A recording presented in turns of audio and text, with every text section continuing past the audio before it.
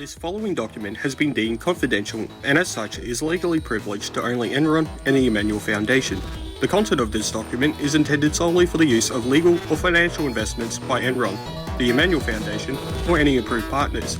Any unauthorized attempts to view this document will result in a federal court investigation. Individuals found guilty of reading this document without approval of Enron or the Emmanuel Foundation can be subject to 8 years imprisonment and up to $40,000 in fines.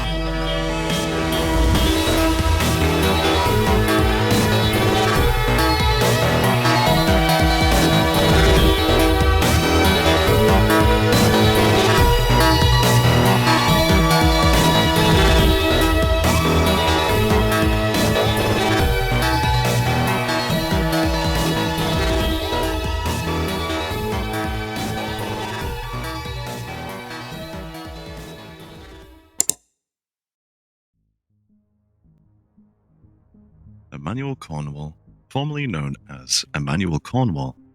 The Emanuel Cornwall was a passionate and kind man, whose life straddled the line between sincerity and absurdity. Raised in the Mesa Ridge, Arizona, Emmanuel grew up surrounded by strip malls, open desert, and the quiet monotony of suburban life.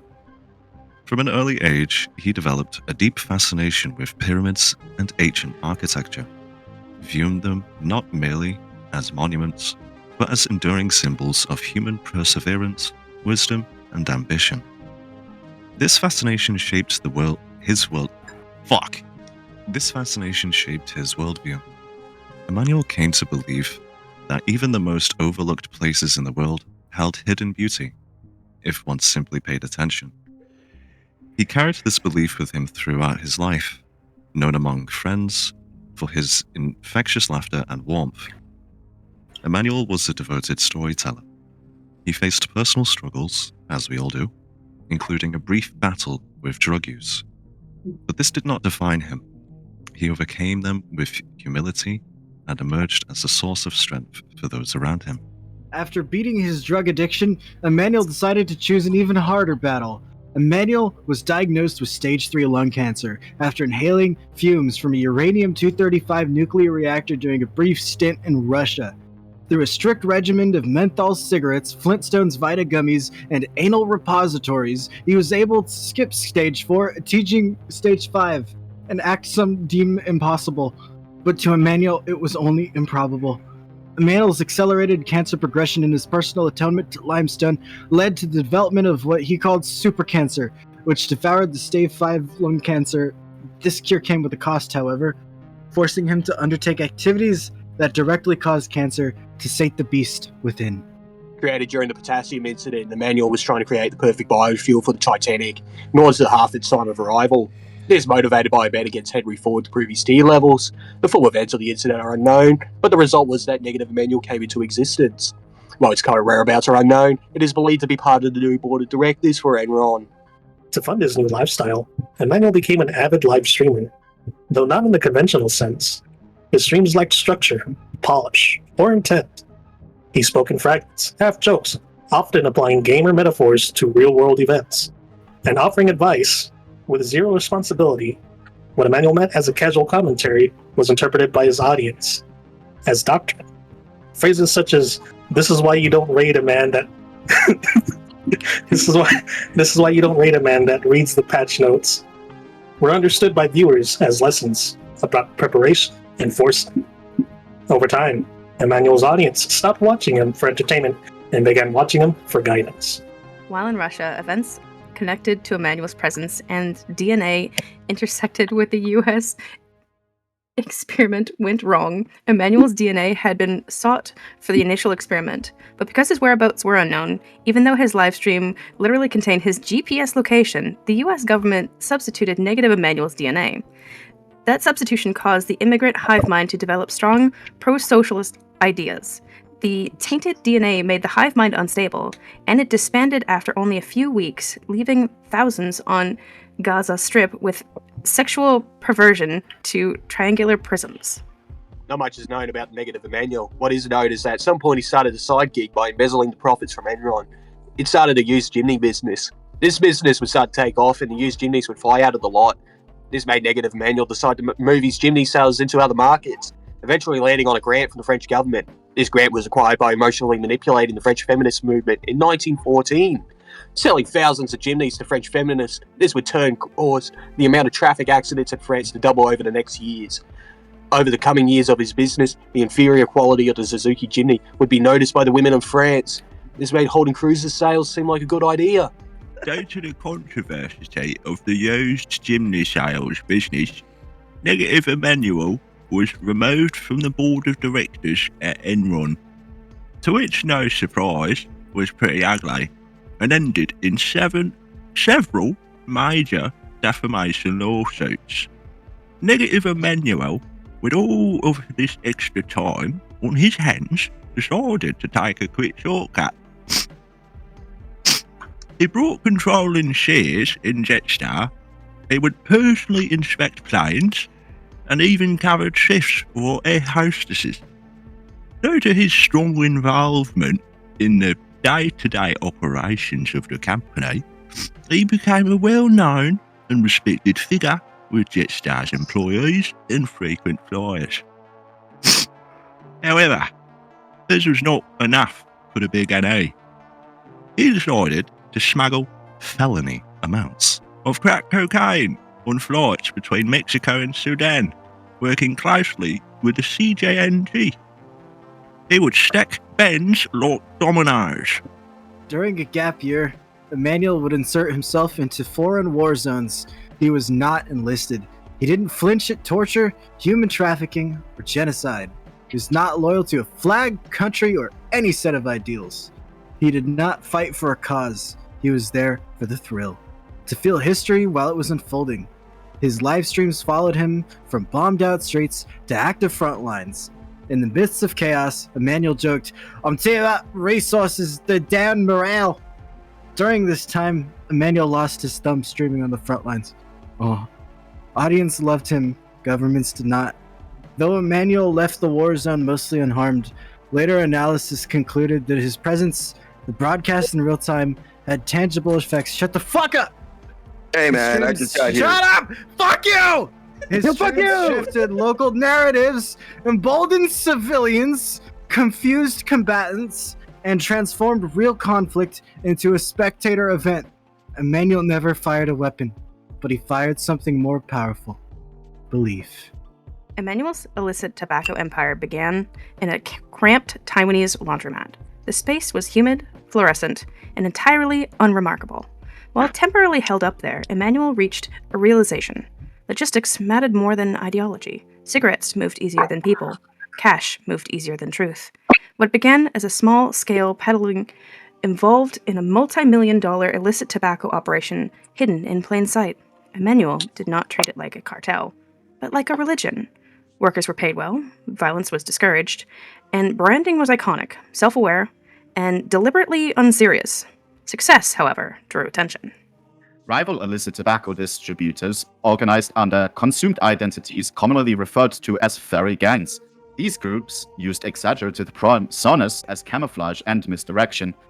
To Emmanuel, they were vaguely amusing, and by his own admission, kind of hot. To intelligence agencies, they were efficient, decentralized, and difficult to track. Clashes between Emmanuel's network and the furry gangs became infamous. Videos leaked, threats were exchanged, lives were lost. Emmanuel, however, continued to jog through it all. Chat, we balling on him, this might type shit. To him, these gangs were no match for his influence. Alta. After years of feeding his internal struggle, Emmanuel was rushed to a nearby Taiwanese hospital due to immense pulsating intestinal pain after consuming 4 kilograms of hot and spicy mi-goreng noodles in a mukbang collab with Philip Frank. After many hours of what Emmanuel later described as a volcanic war zone churning inside my soul, doctors finally stabilized him. As he drifted in and out of consciousness, Emmanuel would mumble passionately about a brand of terrible confectionery and wrapped electric vehicles. After 8 hours of torment, doctors removed a 36-kilogram breathing mass from Emmanuel's colon. Emmanuel insisted this mass be named Mr. Beast. Those present would recall this event as wet and fragrant. Enter the Dragon was estimated to have grossed over $400 million worldwide. Despite massive success, Emmanuel stated, "I'm not proud of the movie I directed, but I'm proud of the changes making place within post-colonial Asian society. This later causing a major rift in local populations surrounding the Iwasaki Foundation. OnlyFans! Emmanuel, he has one. If you want to find some hot Egyptian dilfs in your area, call now 1-800-LIMESTONE to get in touch with the deities of love. With wealth on the scale that detached him entirely from reality, Emmanuel became convinced he was locked in financially. This belief was not rooted in market literacy, but in the sheer volume of money generated by his illicit operation. The concept of being poor simply did not register to him. On stream, Emmanuel dispensed financial advice with unwavering confidence. Chat, money's fake, like actually fake. If you're stressed about rent, you're not thinking long term. He could not remember the last time he checked his bank balance. Adjusting his microphone, he would continue. Okay, chat, here's what you do. First of all, if your job's paying you hourly, that's a red flag. Chat responded with emojis and blind faith. Emmanuel recommended investments the same way he ordered DoorDash. Put your life savings in the S&P 500. It literally can only go up. Sell your house and buy Pepe corn. It's gonna peak. If you're in debt, just renegotiate it. I do that all the time. A shocking number of viewers follow this advice. 500 dead and 4,000 missing. Most details about the event that unfolded on Twitter remain unknown, but a man named Volbite attempted to sue Emmanuel for emotional damages over allegations of sexual assault. The case was dismissed, however, as e-pegging is not considered a sexual act under Swiss law. After the allegations surfaced, Twitter took this story wildly out of context, resulting in Volbite being doxxed. His real identity was posted to Reddit community dedicated to scrubbing the incident from the internet entirely. Volbite's name, Kappa Salamanca, was then posted to Twitter. Shortly after, his address was leaked. Elon, finding ways to spend more of the U.S. military budget, would send a drone strike to Kappa Salamanca's last known location. Emmanuel wanted to diversify his portfolio. He invented mayonnaise. They were a similar product to Zen's, now with estrogen built right in. Get your eye on the prize and try mayonnaise today. Economists later identified small, localized financial disasters directly correlated with Emmanuel's streams. These included sudden meme coin surges, mass liquidation of modest retirement accounts, large investments funneling into obscure silicone molding companies, and at least one HOA-funded crypto mining rig. When informed of these consequences, Emmanuel responded dismissively. That's crazy. Crazy? I was crazy once. Rats made me crazy. Crazy? Emmanuel's streams evolved further into rambling monologues that his audience treated as sacred text depicting such articles as the pictures, the walls, all the pictures and the walls. Outside of my house, tarantula spiders with rats. Rats make me crazy. I was crazy once. Crazy? I was crazy once. The rats. Chat, I got ultra masculine white girl playlist on right now. While on my way to get testicular torsion surgery. Welcome, Goon and Shaft, to the place where baby batter is made. Rats make me crazy. I was crazy once. To Emmanuel, these were jokes. To his viewers, they were gospel. Crazy? I was crazy once. Rats make me crazy. Anything said to chat was believed wholeheartedly. I personally bless this man's meter. Yeah! Governments eventually flagged Emanuel Cornwall as a destabilizing influence, not because of his ties to the emancipation of problematic figures, radicalized followers, or calls to violence, but because his words moved money, shaped belief, and blurred the line between irony and authority. Emmanuel's passing left a noticeable void. His warmth, laughter, and chaotic wisdom lingered on, long after the streams went silent. He was not a prophet, nor did he wish to be one. He was simply a man who spoke freely in a world desperate for meaning. The tragedy was not what Emmanuel believed, but how completely others believed in him. Emanuel Cornwall's funeral was well attended, though no one could quite agree on what kind of ceremony it was supposed to be.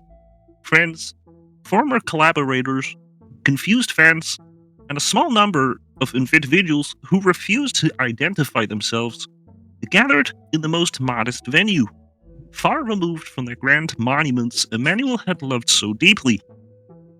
There were no pyramids, no spectacle, no live stream. This absence was noticed almost immediately. People spoke quietly about how wrong it felt that Emmanuel was not speaking, not rambling, nor interrupting his own eulogy. With an unrelated anecdotes or questionable advice, several attendees admitted that they kept They kept expecting a familiar voice to cut through the silence with a joke, a laugh, or a casual, "Yeah, I'm tracking." Some mourners brought phones, half expecting a final notification. A scheduled stream that never went live. Stories were shared instead of many contradictory, all sincere. To some, Emmanuel was a mentor. To others, a menace. To many, he was simply a warm, curious man who made the world feel less rigid and less serious. What was missed most about What was missed most was not his influence, nor his money, nor his myth, but his presence. The sense that any moment he might say something ridiculous that somehow made things feel manageable again. In that quiet room, it became clear that Emanuel Cornwall had never meant to lead anyone. He had only meant to speak. The tragedy was not that his voice finally fell silent, but how so many realized they were listening. To this day, there remains an altar that his devout followers leave lemon pound cake and Afroman CDs to honor the man that was, what we remember today, was not a perfect man, but a whole one. As we say goodbye, let us remember, Emmanuel, not with sorrow alone, but with gratitude. He will not be forgotten. Rest in Emmanuel, from journey to skyward, perhaps after all.